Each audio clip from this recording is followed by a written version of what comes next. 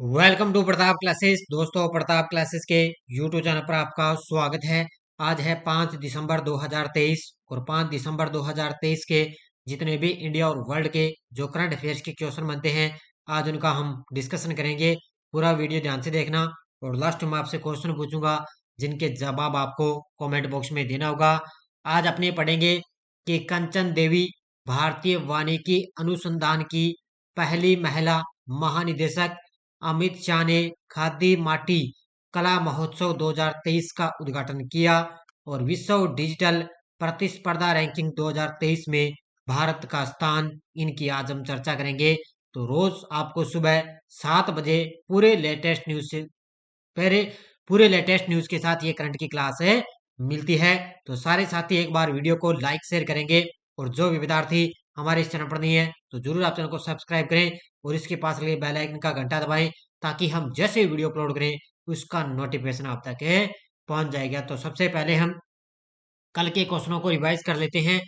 हाल ही में 1 दिसंबर 2023 को वायुसेना मुख्यालय नई दिल्ली में महानिदेशक का पदभार किसने संभाला? तो मकरंद रनाडे ने। 1 दिसंबर 2023 को सीमा सुरक्षा बल ने अपना कौन सा स्थापना दिवस मनाया? तो 59वां। प्रधानमंत्री नरेंद्र मोदी ने ग्रीन क्रेडिट पहल कहाँ प्रारंभ की? तो ये यूएई में। 1 दिसंबर 2023 को जल शक्ति मंत्रालय ने किस शहर में जल इतिहास उत्सव का आयोजन किया? तो ये किया है नई दिल्ली में। किस उपक्रम को स्कोच गोल्ड अवार्ड 2023 से सम्मानित किया गया? तो पावर ग्रिड को। केंद्रीय मंत्री धर्मेंद्र प्रधान ने किस राज्य में राष्ट्रीय कौशल प्रशिक्षण संस्थान एनएसटीआई प्लस लॉन्च किया? उड़ीसा के अंदर। और किस देश की सुप्रीम कोर्ट की पहली महिला सैंड्रा डे ओ कॉनर का निधन हो चुका है? तो ये थी अमेरिका की सुप्रीम कोर्ट की पहली महिला। किस राज्य ने शैक्षणिक रूप से कमजोर 25 लाख छात्रों की सहायता के लिए मिशन दक्ष शुरू किया? और ये किया है बिहार राज्य ने। तो ये थे कल के क्वेश्चनों का रिवाइज हमने कर दिया और ये क्वेश्चन भी आपको टेलीग्राम पर मिल चुके हैं। तो स्टार्ट करें आज की क्लास। और इसके अलावा प्रताप क्लासेस ऐप के अंदर आपको पता है एनसीईआरटी बुक की लगातार आपको टेस्ट सीरीज दी जा रही है। यूट्यूब पर भी व्याख्या मिल रही है और जनरल साइंस की टेस्ट सीरीज चल रही है, इसकी भी आपको यूट्यूब पर व्याख्या मिल रही है। इसके अलावा पूरे साल की इंडिया और वर्ल्ड की करंट अफेयर्स की test series, Rajasthan police constable और सूचना सहायक की टेस्ट सीरीज चल रही है। और सूचना सहायक की शाम को 4 बजे भी क्लास आपको मिल रही है क्योंकि 21 जनवरी को सूचना सहायक का एग्जाम है। तो टेस्ट सीरीज भी चल रही है और इसकी शाम को 4 बजे आपको राजस्थान और इंडिया का करंट भी आपको रिवाइज करवाया जा रहा है। तो ये सीरीज मैंने चला रखी है सूचना सहायक के लिए बढ़िया तरीके से। तो रोज आप शाम 4 बजे की क्लास में जुड़े। तो ये आपके लिए टेस्ट सीरीज आप ज्वाइन करें प्ले स्टोर से प्रताप क्लासेस ऐप है डाउनलोड करके। तो स्टार्ट करें। एक बार सारे साथी वीडियो को लाइक शेयर करेंगे। सभी साथियों को गुड मॉर्निंग। पहला क्वेश्चन देखिए आज की क्लास का। हाल ही में विश्व डिजिटल प्रतिस्पर्धा रैंकिंग 2023 में भारत का कौन सा स्थान है? तो हाल ही में विश्व डिजिटल प्रतिस्पर्धा रैंकिंग 2023 में भारत का स्थान है 49वां। कौन सा स्थान है भारत का? इसके अंदर है 49वां स्थान है। देखो, ये international institute for management development IMD इसके द्वारा ये रिपोर्ट आई है। विश्व डिजिटल प्रतिस्पर्धा रैंकिंग डब्ल्यूडीसीआर में भारत को 64 अर्थव्यवस्थाओं में से 49वां स्थान दिया गया है। तो ये international institute for management development द्वारा ये माना गया है कि विश्व डिजिटल प्रतिस्पर्धा रैंकिंग में भारत को 64 अर्थव्यवस्थाओं में से 49वां स्थान दिया गया। संयुक्त राज्य अमेरिका ने डिजिटल राष्ट्र के रूप में अपनी स्थिति मजबूत करते हुए इस वर्ष की रैंकिंग में पहला स्थान हासिल किया। तो पहला स्थान है अमेरिका का। अगर आपसे पूछे दूसरा स्थान किसका है तो याद रखना नीदरलैंड का। कौन सा? किसका? नीदरलैंड का इसके अंदर दूसरा स्थान है। पहला स्थान अमेरिका और भारत का आएगा 49वां स्थान। एशिया प्रशांत क्षेत्र में भारत 14 देशों में 12वें स्थान पर। तो एशिया प्रशांत क्षेत्र में अगर बात करें उसके अंदर भारत 14 देशों के अंदर 12वें स्थान पर है। अगला क्वेश्चन, किस राज्य की 1991 बैच की भारतीय वन सेवा अधिकारी कंचन देवी को भारतीय वानिकी अनुसंधान शिक्षा परिषद की पहली महिला निदेशक बन चुकी है? किस राज्य की है? तो ये थी मध्य प्रदेश कैडर की 1991 बैच की भारतीय वन सेवा अधिकारी है कंचन देवी। ये तस्वीर में आप देख सकते हो कंचन देवी। और ये अब भारतीय वानिकी अनुसंधान शिक्षा परिषद की पहली महिला महानिदेशक बन चुकी है। किस राज्य की थी? मध्य प्रदेश की 1991 बैच की भारतीय वन सेवा अधिकारी। देखो, मध्य प्रदेश कैडर की 1991 बैच की भारतीय वन सेवा अधिकारी कंचन देवी को भारतीय वानिकी अनुसंधान शिक्षा परिषद का महानिदेशक यानी कि डीजी नियुक्त किया गया। केंद्रीय पर्यावरण और वन जलवायु परिवर्तन कौन कौन है? अपने भूपेंद्र सिंह यादव। याद रखना कौन है? भूपेंद्र सिंह यादव। इस मंत्रालय के तहत संचालित प्रमुख परिषद के भीतर इस सम्मानित पद पर पहुंचने वाली पहली महिला अधिकारी बन चुकी है। तो इस सम्मानित पद पर पहुंचने वाली पहली महिला अधिकारी ये बन चुकी है। कौन बन गई? कंचन देवी। अब देखो अगला क्वेश्चन आपके सामने। केंद्रीय गृह मंत्री अमित शाह ने किस शहर में खादी माटी कला महोत्सव 2023 का उद्घाटन किया है? केंद्रीय गृह मंत्री अमित शाह है। ये देखो तस्वीर में आप देख सकते हो। तो इनके द्वारा अहमदाबाद के अंदर इन्होंने खादी माटी कला महोत्सव 2023 का उद्घाटन किया है। किसने? केंद्रीय गृह मंत्री अमित शाह ने। कहां पर है? अहमदाबाद। कहां पर? अहमदाबाद है कहां पर है? गुजरात के अंदर। और वहां पर उन्होंने खादी माटी कला महोत्सव 2023 का उद्घाटन किया है। देखो, केंद्रीय गृह मंत्री अमित शाह अहमदाबाद में खादी माटी कला महोत्सव 2023 का उद्घाटन किया। यह कार्यक्रम अहमदाबाद के साइंस सिटी में खादी और ग्रामोद्योग आयोग द्वारा करवाया गया था। तो अहमदाबाद के अंदर साइंस सिटी में खादी और ग्रामोद्योग आयोग द्वारा इसका आयोजन करवाया गया। इस अवसर पर 300 कुम्हारों को विद्युत चालित चाक और 200 खादी कारीगरों को देसी चरखा और 100 लाभार्थियों को टूल किट्स एंड मशीनरी प्रदान की गई थी। तो याद रखना खादी माटी कला महोत्सव। और खादी कला माटी महोत्सव खादी के लिए किस व्यक्ति के लिए माना जाता है? खादी तो आपको पता है महात्मा गांधी के तहत ये खादी के अंदर 50% की अपने प्रदेश के अंदर छूट भी दी गई थी।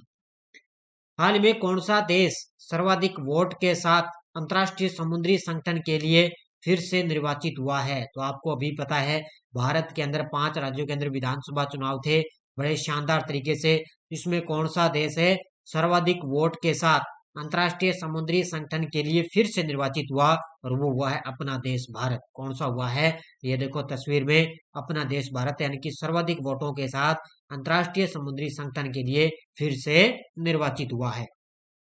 देखो, द्विवार्षिक कार्यकाल 2024-25 के लिए अपनी असेंबली में हुए चुनाव में भारत को सर्वाधिक मतों के साथ अंतर्राष्ट्रीय समुद्री संगठन IMO परिषद के लिए फिर से चुना गया। अंतर्राष्ट्रीय समुद्री व्यापार में सर्वाधिक रुचि वाले 10 राष्ट्रों की श्रेणी में आता है। यानी कि जो सर्वाधिक रुचि लेता है इसके अंदर है वो 10 राष्ट्रों की श्रेणी में आता है और भारत भी इसके अंदर शामिल है। इस श्रेणी में भारत के साथ Australia, Brazil, Canada, France, Germany, Netherlands, Spain, Sweden और संयुक्त अरब अमीरात इसके अंदर शामिल है। यानी कि 10 राष्ट्रों के अंदर भारत देश शामिल है। सर्वाधिक वोटों के साथ इसने अंतर्राष्ट्रीय समुद्री संगठन परिषद के लिए फिर से चुना गया है। यूएई ने COP28 में वैश्विक जलवायु समाधान के लिए कितने बिलियन फंड के निवेश की घोषणा की है? अब याद रखना COP28 का मेजबान देश है यूएई और यहाँ से एक एक क्वेश्चन आपको रोजाना मिल रहा है। कल भी मैंने एक क्वेश्चन आपको करवाया था और आज एक ही आपके लिए कल मिल रहा हो सकता है कल के लिए भी आपके लिए यहाँ से क्वेश्चन एक और मिलेगा क्योंकि क्वेश्चन यहाँ से कहीं भी किसी तरह से भी आ सकता है। तो ये इन्हें COP28 में वैश्विक जलवायु समाधान के लिए कितने बिलियन फंड के निवेश की घोषणा की? और ये की है 30 अरब डॉलर की। ऑप्शन नंबर है कितने? 30 अरब डॉलर की बिलियन फंड की निवेश की घोषणा की। किसके लिए? वैश्विक जलवायु समाधान के लिए। देखो, COP28 के अध्यक्ष हैं अध्यक्ष संयुक्त अरब अमीरात ने वैश्विक नेताओं के बीच जलवायु संबंधित निवेश संस्था अल्टेरा में 30 अरब डॉलर निवेश करने की घोषणा की है। ये अल्टेरा ध्यान रखना एक संस्था का नाम है और इस अल्टेरा में 30 अरब डॉलर निवेश करने की घोषणा की है। 30 अरब डॉलर की इस प्रतिबद्धता के साथ अल्टेरा जलवायु परिवर्तन कार्रवाई के लिए दुनिया का सबसे बड़ा निजी निवेश माध्यम बन जाएगा। जो अल्टेरा है ना, अल्टेरा ये एक संस्था है, कंपनी है और ये जलवायु परिवर्तन कार्रवाई के लिए दुनिया का सबसे बड़ा निजी निवेश माध्यम बन जाएगा। इस संस्था ने 2030 तक वैश्विक स्तर पर 250 बिलियन डॉलर जुटाने का लक्ष्य निर्धारित किया है। कब तक किया है? 2030 तक है ये $250 बिलियन जुटाने का लक्ष्य इसने निर्धारित किया है। और COP 28 अब ये इसके अंदर $30 अरब निवेश करने की घोषणा की है।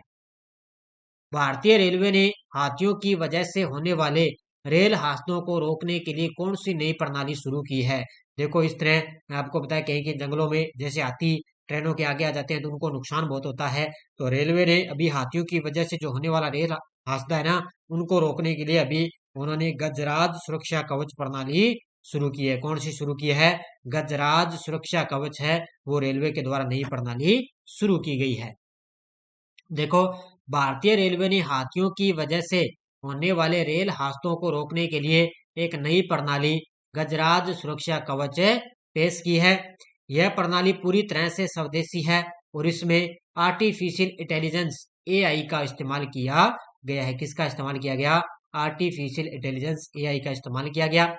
गजराज सुरक्षा कवच एक इंट्रूजन डिटेक्शन सिस्टम यानी कि IDS है जो दबाव तरंगों को महसूस करके हाथियों के पैरों के कंपन को पहचानता है। यानी कि एक ये सुरक्षा कवच है ना एक डिटेक्शन सिस्टम है। ये करता क्या है? जब हाथी मतलब ट्रेन आएगी ना तब हाथी अगर आगे होगा ना था ये दबाव तरंगों के माध्यम से क्या है ये स्टेशन मास्टर को जो है इसकी जानकारी देगा।